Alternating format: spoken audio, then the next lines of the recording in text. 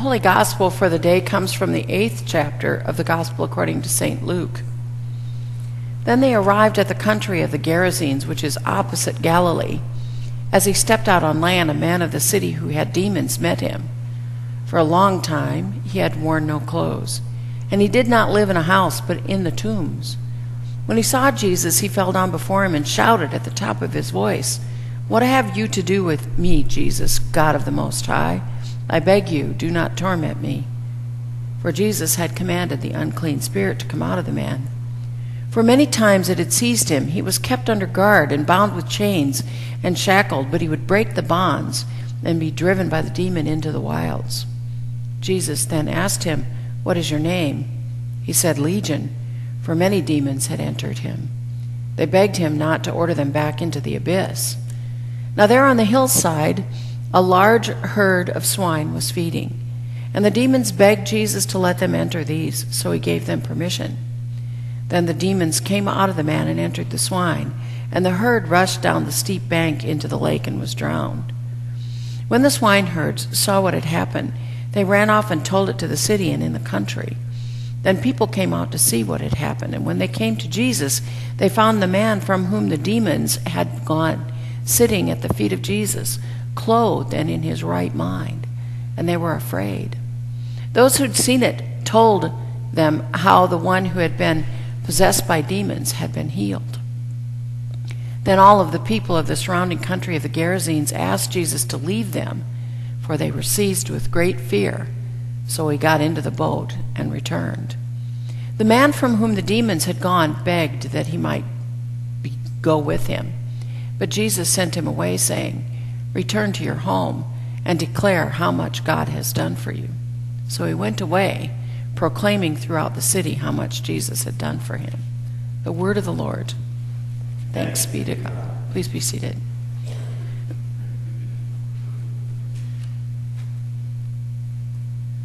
Let us pray for the blessing of the Spirit. Come, Holy One, and settle over us. Send your Spirit for these words and all words, and what we sing and think and pray, that this would be your word to us today. Amen.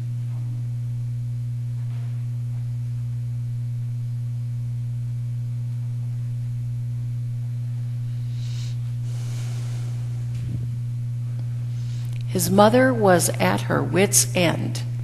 He had been naughty all day, doing all kinds of things he wasn't supposed to be doing, one thing after the other. Finally, in frustration, she sent him outside to play, and it wasn't but just a few minutes. He came back in and his pants were torn. Well, that was just it. I mean, that was just over the line. And she said to him, "You take those pants off and you go to your room and you mend them yourself, and don't you dare come out of your room until I tell you you can." She knew he was too little to mend his own pants, but, she was at the limit. So she sent him to his room, and in a few minutes she went up to check on him, and sure enough, sprawled on the chair were the torn pants, and he wasn't anywhere in the room. Now she's really mad. She's looking all around, and immediately she notices that the door to the basement is ajar. She stands at the top of the stairs and yells in her sternest voice, "Are you running around down there without any pants on?" And a man answers, "No, ma'am, I'm just here checking your gas meter." Obedience is really something, isn't it? Perhaps you know the end of this. Why does the chicken cross the road to get to the other side? Why do the disciples cross the lake? Well, maybe, but actually they cross the lake because Jesus sends them there. They would never have gone there otherwise, because what's on the other side of the lake is Gentile country, a place where unclean people live, where unclean things happen, where there are unclean spirits and tombs and demons and swine and lots of bad, unclean things. No self-respecting Jew would ever go there of their own volition, but they go because Jesus invites them to go. And when they get across the other side of the lake and they're in the area of the Gerasenes, their worst nightmares are confirmed. They step off the boat, and the first thing they see is this demoniac. And he is everything they ever feared. For one thing, he's not clothed. He's been running around without clothes for many years. This is, even in our culture, you don't go places public with no clothes on. But in that culture, that would have been immensely disgracing.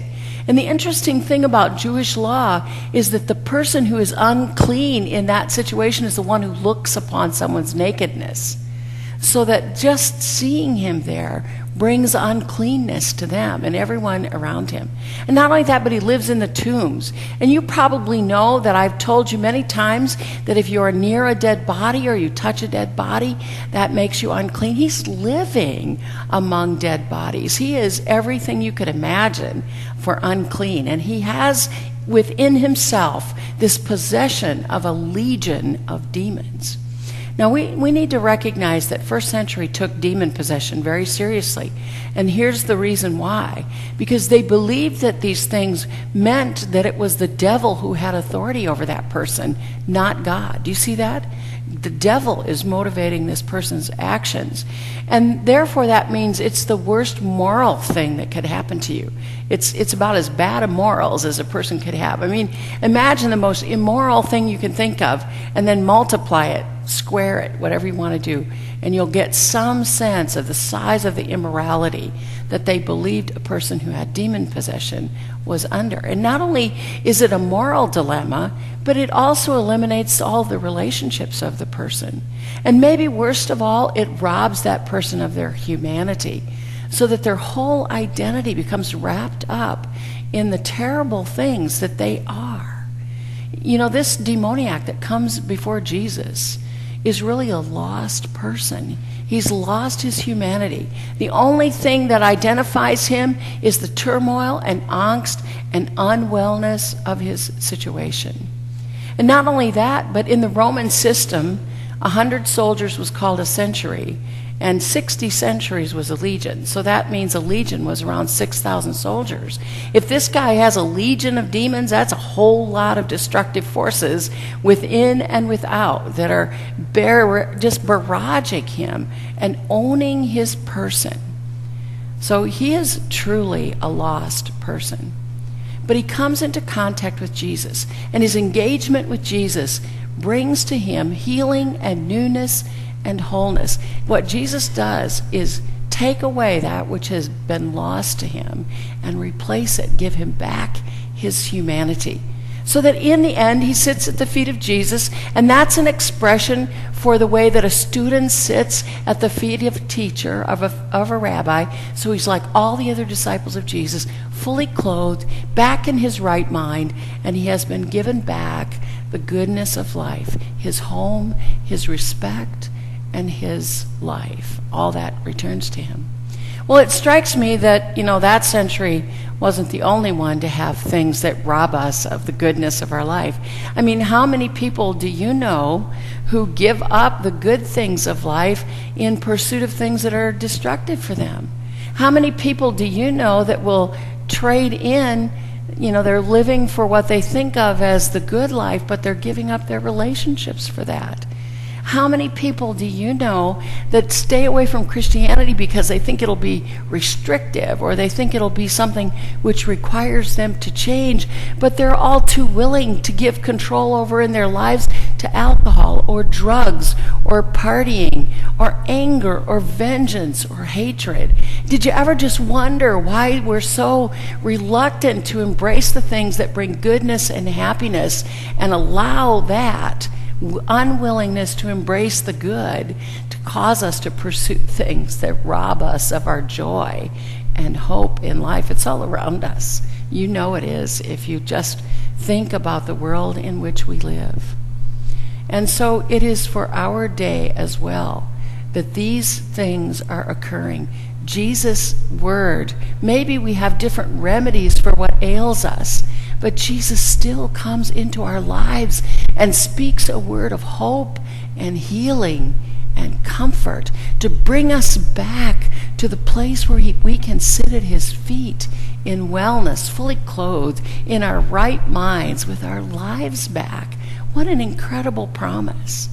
So if you find that sometimes you're struggling with the things that rob your life of joy, are you sometimes too busy to nurture your relationships or too unhappy to see the goodness around you, if you're struggling with those things, then this text is powerful, and it teaches you a lot of things that you need to know about being in the struggles of life. The first thing that it reveals is that Jesus is more powerful than the demons. Whatever those demons might be in your life, you can count on it. Jesus is more powerful than they are. And not only can Jesus cast those things away from us, but he has this uncanny knack of being able to name them. In the ancient world, it was understood that if you could name a demon, you would then have authority over it. So also it is today. It is not until we can name what ails us, physical, emotional, mental, or spiritual, that we gain some power over it. There's something powerful in being able to name what's wrong in our lives. So if you're in the struggle, never forget that Jesus has more power than whatever you're struggling with.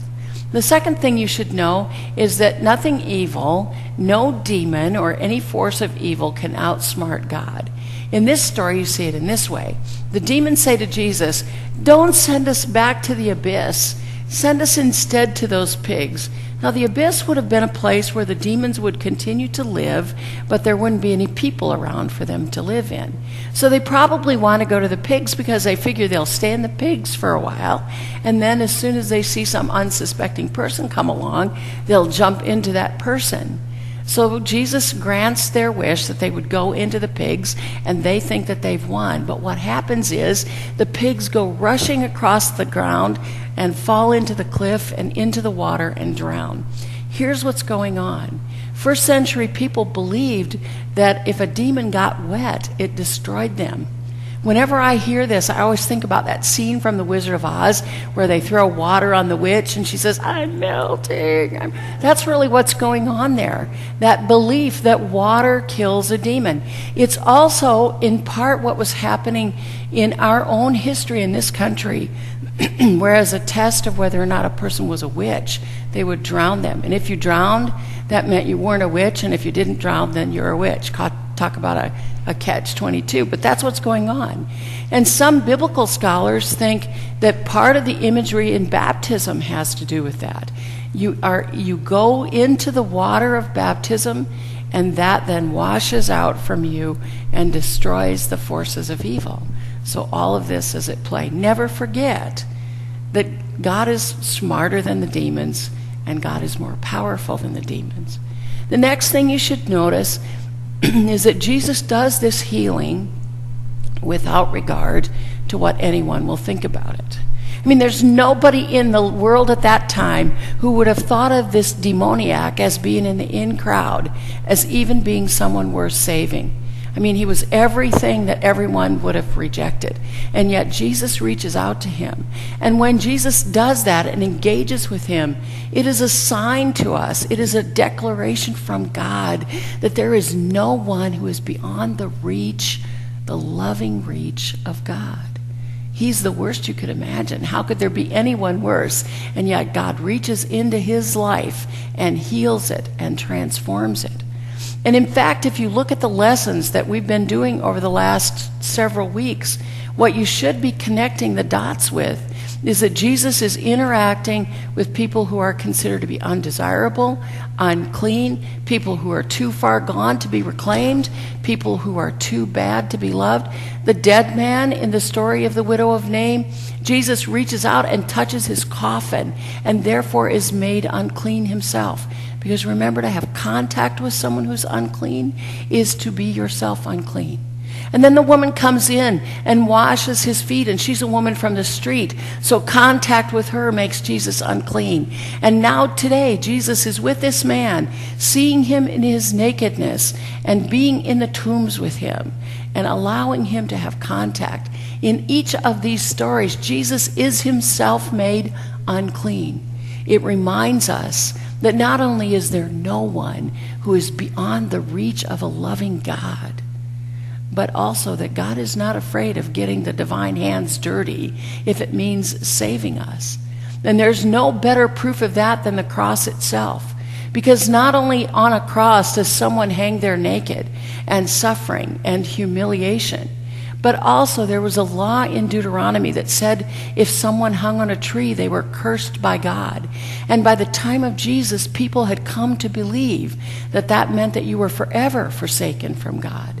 To be eternally forsaken from God is a pretty long distance to go to save someone. Someone like you, and someone like me, and someone like you. That's a long ways to go.